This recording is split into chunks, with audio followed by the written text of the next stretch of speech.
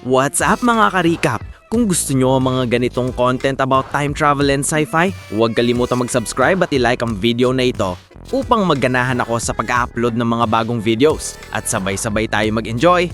Halika, simulan na natin! Sa simula ng kwento, nakilala natin si Nate, ang pinakakaraniwang lalaking halos walang nakakapansin. Tuwing umaga, sinusunod niya ang parehong nakakabagot na rutina at pumapasok sa trabaho. Sa bangko, siya ang unang dumarating at huling umaalis. Bilang assistant ng manager, araw-araw siyang nakakatikim ng kahihiyan. Sa kaibuturan ng kanyang puso, alam ni Nate na kaya niyang maging manager mismo, ngunit hindi laging ginagantipalaan ng buhay ang mga karapat-dapat. Sa halip, sumusunod siya kay Nigel, isang lalaking mas kaawa-awa pa kaysa sa kanya. Ngunit magbabago na ang lahat. Bukas, magtatagpo ang landas nila ni Sherry. Hindi nila alam kung bakit, ngunit sa sandaling makita siya ni Nate, tila nawawala ang mundo sa paligid niya. Naglalaho ang ingay, ang mga tao, lahat. Napapatitig siya ng matagal, halos alangan, hindi magawang ilihis ang tingin. Sa araw ding iyon, nilapitan si Nate ng isang kliyenteng gumuho na ang buhay. Kakamatay lamang ng asawa nitong 50 taon at ngayoy nasa bingik na rin ng pagkawala ng kanyang tahanan. Sa kabila ng pagtatrabaho sa industriyang madalas ginagantipalaan ng pagiging malamig ang puso, hindi kayang maging walang awa ni Nate. Tahimik niyang ipinagpaliban ng ilang papeles, binigyan ng lalaki ng sapat na oras upang matanggap ang life insurance ng yumaong asawa. Ang iisang kilos ng habag na iyon ang nagbago ng lahat. Nailigtas nito ang tahanan at maliit na negosyo ng lalaki at binigyan siya ng sapat na pera upang mabuhay pa ng ilang taon hanggang muling makialam ang tadhana. Pagkatapos tulungan ng nagluluksa, lumabas si Nate para mag-coffee break. Ngunit sa hindi inaasahan, muli niyang nakita si Sherry. Sa kanyang pagkabigla, natapo ng mainit na kape sa kanyang kamay. Agad at matindi ang paso, ngunit hindi siya kumurap. Walang galaw, walang kahit bahagyang pagningiw. Tinitigan lang niya si Sherry, kalmado at hindi mabasa ang ekspresyon. Makalipas ang ilang sandali, pinuntahan siya ni Sherry sa opisina upang humingi ng paumanhin. Nakita niya ang natapo na kape, nguit nang masuri ng malapitan na pagtanto niyang mas manala pala ang paso kaysa sa inakala niya. Tunay na nag-aalala, inalok niyang bumawi. Siguro'y mag-lunch sila minsan, casual lang. Alam mo na, yung mga mungkahing binibitawan kapag nakakaramdam ka ng kaunting pagkakasala o kapag gusto mo lang magkaroon ng dahilan para mas makasama ang isang tao. Lalong lumalalim ang pagkamausisa ni Sherry kay Nate. Baguhan pa lang siya sa opisina, ngunit may napapansin na siya kung paano siyang laging mag-isa, kung paanong parang walang tunay na nakakakilala sa kanya, at kung paanong hindi siya sumasama sa iba pagkatapos ng trabaho. Ang hiwagang iyon ang lalo pang humihila sa kanya. Para basagin ng yelo, inalok niya si Nate ng isang hiwa ng apple pie. Tumanggi si Nate, nguit bigla siyang napasigaw. Tumaas ang kanyang boses sa isang matalim na pagtanggi na malinaw na hindi niya sinadyang ilabas. Nanatili ang tensyon sandali, bago siya bumuntong hininga at humingi ng tawad. Sinabi niya ang totoo. Mayroon si Nate ng isang bihirang genetic na kondisyon na tinawag na CPA, Congenital Pain Anesthesia. Hindi siya nakakaramdam ng sakit, hindi niya nararamdaman ng init o lamig. Para sa karamihan, parang superpower ito, ngunit para kay Nate, isa itong sumpa. Ito ang dahilan kung bakit siya labis na maingat, halos paranoid. Ito rin ang dahilan kung bakit hindi siya kumakain ng solid na pagkain. Minsan, nakagat niya ang sarili niyang dila ng hangganan at hindi niya man lang napansin. At sa sandaling iyon, ang lumalalim na paghanga ni Sherry ay napalitan ng bagong takot. Hindi kay Nate, kundi para kay Nate. Maaaring mukhing superhero si Nate, ngunit ang kanyang kondisyon ay nagtutulak sa kanya sa isang matindi at maingat na pamumuhay. Nang malaman ito ni Sherry, mahina niya itong kinausap, lahayaan siyang pakainin niya ng isang subo ng apple pie. Pangakuing babalahan niya kung may mangyaring mali. Para kay Nate, ito ang unang solid na pagkain na natikman niya mula pa na siya ay teenager, at ang lasa ng apple pie ay lubos niyang kinagulat. Nang gabing iyon, ikinwento niya ang pagkakaiba sa kanyang online na kaibigan. Ang sagot, bumibigo ka na nga sa buhay kakalaro mag-isa tuwing Sabado. Ano pa ba ang pinakamasamang maaaring mangyari? Dahil dito, lumakas ang loob ni Nate at tinanggap ang imbitasyon ni Sherry sa isang art show. Nag-enjoy sila sa gabi at sa paghikayat ni Nate, naibenta ni Sherry ang una niyang painting. Habang nagdidiriwang, lumitaw ang isang dating nambubuli kay Nate noong high school. Tunutokso siya ng pangalang Nova K9 hangga sa pangalan ng pelikula. Bagamat hindi siya sinaktan, naging mabigat at tensyonado ang tagpo. Kaalaman, nang magtanong si Sherry sa kanyang kakaibang relo, kaswal niyang inamin na ito ang nagpapaalala sa kanya na umihi dahil hindi niya nararamdaman ang pangangailangan. Walang relo toon, tunay na may panganib ng aksidente. Nang bumalik si Nate mula sa banyo, nakita niyang nilalandi ng bully si Sherry. Kalmadong umorder si Sherry ng bagong inumin at sinabing iwanan na nila ang nakaraan. Ngunit nang dumating ang mga inumin, may nagbago. Walang naramdaman si Nate. Ngunit ang kanyang dating nambubuli ay nagsimulang umubo, tila nasusunog ang kanyang lalamunan, isang tahimik at kasiyasiyang paghihiganti. Pagkatapos, hiniling ni Sherry na ihatid siya pauwi sa bahay. Doon, nasaksihan niya ang mundo ni Nate, mga estanterya ng aklat medikal at pangkasaysayan, mga sugat na ginamot niya mismo, at mga tattoo na siya mismo ang gumawa. Ang mga peklat sa kanyang katawan na parang tinta ng mga labanan ng isang isinumpang kabalyero ay nagsasalaysay ng mga sakit na hindi niya kailanmang naramdaman. Maliban sa kanyang dibdib na iniwan ng walang marka, naghihintay raw sabi niya sa dalagang hindi kailanmang dumating. Habang naghuhubog si Sherry, may gumising sa loob ni Nate. Hindi sakit, kundi damdamin. Mga emosyon na hindi niya akalaing kaya niyang maramdaman. Ngunit napansin din niya ang mga peklat ni Sherry, mga bakas ng isang mahirap na nakaraan na nakaukit sa kanyang katawan na parang mga marka rin ng sariling mga labanan. Kinabukasan, tila iba na ang mundo ni Nate. Ang kanyang dating monotonong buhay ay napalitan ng isang bagay na parang saya. Pumasok siya sa trabaho na mas maliwanag ang ora, mas buhay, mas masaya pa kaysa isang bulating lupa tuwing Sabado, at gunugulang isang oras na paghahanap ng perpektong salitang sasabihin kay Sherry. Pagkatapos, gumuho na ang lahat. 4 na armadong lalaki ang biglang sumugod sa bangko, nakabihis bilang mga Santa Claus. Mabilis at madarasas nilang pinasunod ang mga empleyado at kliyente. Napilitan si Fiza na buksan ang vault at nang mabagal siya, binugbog siya ng isa sa mga magnanakaw. Sa kaguluhan, natanggal ang peking balibas ng isa na inilahad ang kanyang mukha kay Nigel. Ilang segundo lamang, pinatay niya si Nigel. Tumunog ang silent alarm. Mayroon silang walang 3 minuto bago dumating ang pulis. Sa desperasyon, binugbog nila si Nate upang ibigay ang kombinasyon ng vault. Ngunit hindi siya natinag. Wala siyang naramdaman. Kaya naibaling nila ang tahamin sa Sherry. Doon nabasag si Nate. Ibinigay niya ang code. Nakuha nila ang pera. Ngunit kinuha nila rin si Sherry. Nang magising si Nate, bukas na ang vault. Tapos na ang kaguluhan at wala na si Sherry. Sa labas ng bangko, nakipagsagopaan ng mga magnanakaw sa pulis gamit ang matataas na kalibre na baril. Nagdulot ng matinding kaguluhan at pagdadanak ng dugo. Maraming pulis ang nasugatan. Sa gitna ng putukan, kinalagat ni Nate ang isang sugatang pulis patungo sa ligtas na lugar. Nang marinig niya na 8 minuto pa bago dumating ang reinforcement, nagdesisyon siya, hindi siya maghihintay. Ninakaw niya isang patrol car at hinabol ang mga magnanakaw. Umulan ng bala habang walang inat silang nagpapaputok sa mga lansangan. Nagkahiwa-hiwalay ang grupo. Pinili ni Nate isang sasakyan, ang walang sakay na Sherry, sa pag-asang ito ang magdadala sa kanya ng mga sagot. Nasukuhan niya isa sa mga kanila, si Ben, sa isang iskinita. Hinugot ni Nate ang baril, ngunit biglang sumugod si Ben at naagaw ito. Bumagsak sila ng loob ng isang diner, sa kusina, kung saan naging brutal ang laban. Dampot ni Ben ng isang mainit na kawali at paulit-ulit niyang inunday kay Nate. Ngunit hindi umatras si Nate, hindi niya kayang umatras. Ang kanyang dating sumpa ay ngayon niyang sandata. Wala siyang nararamdaman. Nag-aagawan sila malapit sa isang deep fryer. Isa lamang ang lalabas na buhay sa kusinang iyon. Iyon ay si Nate.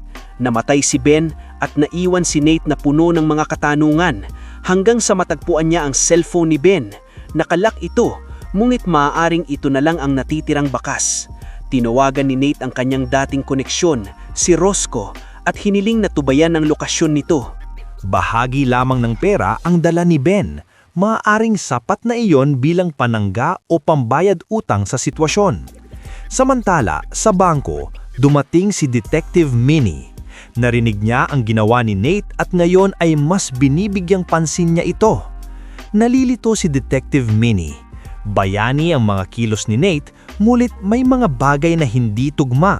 Isa ba siyang binulag ng pag-ibig na vigilante o isang miyembro ng gang na lumihis sa plano? Samantala, binisita ni Nate ang matandang lalaking tinulungan niya noon, ang lalaking nailigtas niya ang bahay at dignidad. May bala na nakabaon sa balikat ni Nate at kailangan niya ng tulong. Kalmadong tinanggal ng matanda ang bala. Hindi man lang natinag si Nate. Sinilyuhan niya ang sugat gamit ang pandikit, nagpasalamat at nag-iwan ng 2 bungkos ng pera, sapat upang mailigtas ang negosyo ng matanda. Nagtagumpay si Roscoe. Nag-text siya kay Nate ng isang address na nakalink sa telepono ni Ben. Mabilis na nagtungo roon si Nate, ngulit ang natagpuan niya ay ang walang buhay na katawan ng kasamahan ni Ben. Mula sa telepono ng kasamahan, natunto niyang pulis ang dihitan na bakas ni Nate na nagpasimula ng malawakang paghahanap. Tumawag ang isang babaeng pulis. Sa kabila ng lahat, sinagot ito ni Nate. Tapat siya, lantad ang damdamin. Hindi siya bahagi ng gang. Hindi rin siya naghahangad ng paghihingante. Gusto lang niyang iligtas si Sherry, ang isang taong nagparamdam sa kanya na siya'y tao. Nakiusap ang opisyal na sumuko na siya, ngunit tumanggi si Nate. Hindi siya titigil hanggat hindi ligtas si Sherry. Sa taguan ng gang, tumitindi ang tensyon. Kinakabahan si Simon, ang walang awang leader. Ligtas yang pera, ngunit hindi pa bumabalik si Ben at may paparating na unos. Ramdam ito ni Simon, paparating si Nate. Sumumpa ang kapatid ni Ben na kapag nagpakita si Nate, higit pa sa pera ang mawawala sa kanya. Ngunit naputol ang pagtatagulan nang pumasok si Sherry at doon nagbago ang lahat. Kasama pala siya sa kanila.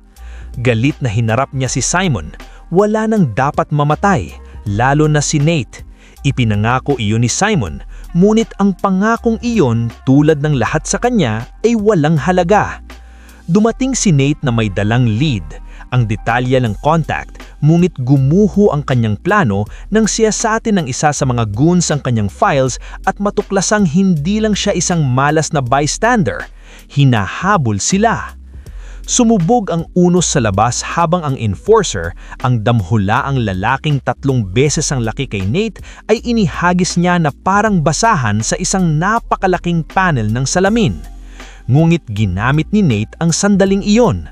Tumayo siya, dumudugo ang mga kamao at sinimulang basagin ang mga bubog gamit ang kanyang hubad na kamay. Bumaon ang mga bubog sa kanyang balat, ginawang sandata ang bawat suntok. Magulo, marahas at malikhaing laban. Sana lang ay wala siyang na-schedule na manicure. Bawat suntok ay may eksaktong tama at matalas na hiwa. Hindi tumigil si Nate hanggang sa bumulag at tuluyang mabasag ang kalaban. Sa wakas, umamin ng goon. Ibinuy niya ang lahat kabilang ang kinaroroonan ng iba pang magnanakaw. Sa gitna ng bagyo, nagmaneho si Nate patungo sa isang sira-sirang bahay sa gilid ng town. Mukhang abandonado na nangangahulugang mahalaga ito. Pumasok siya. Sa loob, puno ng patibong ang bahay. Isang pasilyo ng sakit na natuklasan ni Nate sa pinakamahirap na paraan. Nang natagpuan niya ang isang lead, ang pangalan ng workshop na ginagamit ni Ben, sunod-sunod na ang kanyang mga sugat at dumaloy ang dugo sa kanyang ulo. Napatumba siya at desperadong tinawag si Roscoe. Marami na siyang dugong nawawala. Hindi siya magtatagal kung walang tulong. Ngunit hindi kailanman kakampi ni Nate ang tadhana. Naroon na si Andre, kapatid ni Ben, at hinahanap siya. Pagkakita sa mga na-trigger na patibong, agad niyang binunot ang baril. Pagkatapos, namataan niya si Nate na nakabitin ng patiwarig sa isa ng mga bitag. Tumunog ang tawag kay Simon. Patay na si Ben at ang pumatay, isang payat na lalaking nakasuit. Dahan-dahang lumingon si Andre. Ang payat na lalaking iyon ay nasa likod niya, walang magawa, nakabitin na parang karne sa freezer ng isang katayan. Pinagagalit ng dalamhitin at galit ay hinila ni Andre pababa, itinali sa isang upuan at sinimulan ng pagpapahirap. Suntok pagkatapos suntok, ngunit hindi sumisigaw si Nate. Hindi niya kaya nagpanggap. Umuungong, nanginginig, umaakting bawat tama ay napakasakit. Sige Nate, galingan mo pa. Sinimulan ni Andre na bunutin ang mga kuko ni Nate, nakakakilabot manood.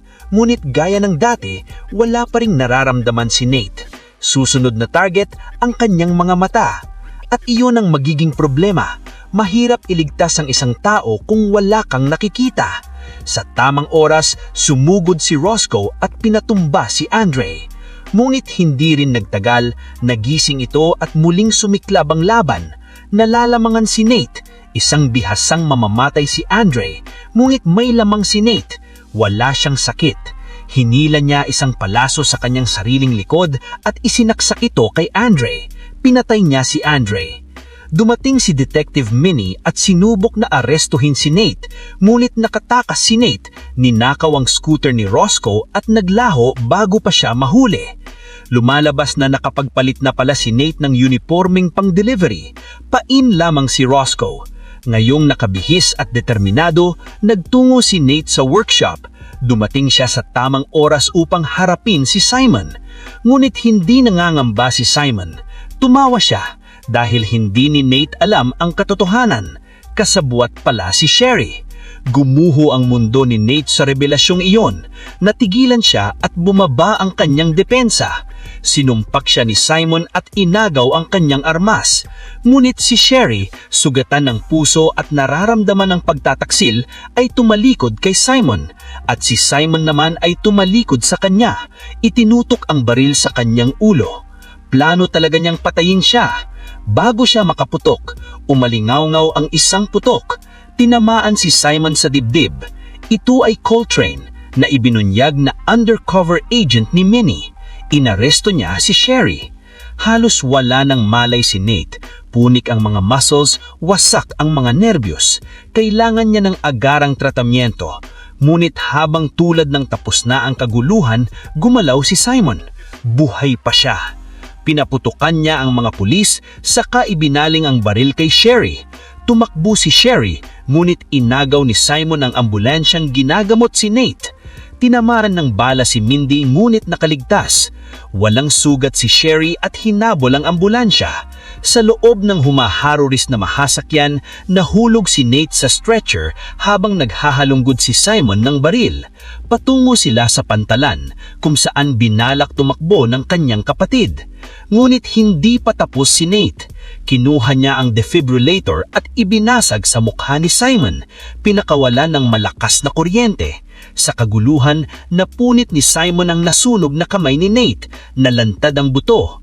Napasigaw si Sherry. Binaril niya si Simon ngunit hindi ito nakakamatay. Sinunggab niya si Sherry. Si Nate, duguan at wasak, ay nakita ang isang siringing ay adrenaline. Itinusok niya ito sa kanyang dibdib, tumindig at inatake si Simon mula sa likod.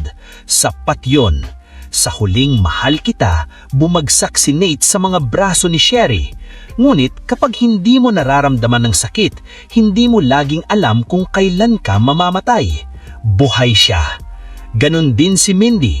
Nagising si Nate sa ospital. Ipinaalam ni Mindy na haharap siya sa maraming kaso. Ngunit dahil nailigtas niya ang 2 pulis, 6 na buwan na house arrest na lamang ang kanyang parusa. 1 taon makalipas, magkasamang nakaupo sina Nate at Sherry. Ipinakita niya ang kanyang bagong tattoo. Ngumiti si Nate. Sa wakas, natagpuan niya ang dalagang hinihintay ng kanyang puso. 8 na lang ang buwan at takos na ang sentensya. At pagkatapos nun, malaya na sila. Kung nagustuhan mo ang pelikulang ito, huwag kalimutang mag-like, mag-share at mag-subscribe. Hanggang sa muli, paalam! Sana nag-enjoy kayo mga ka-recap. Anong masasabi niyo sa movie natin ngayon? Mag-iwan ng komento sa baba. At huwag kalimutang mag-subscribe sa ating channel para sa mga new updates at uploads. Kita-kits sa susunod na kwento. Salamat at mag-iingat tayong lahat!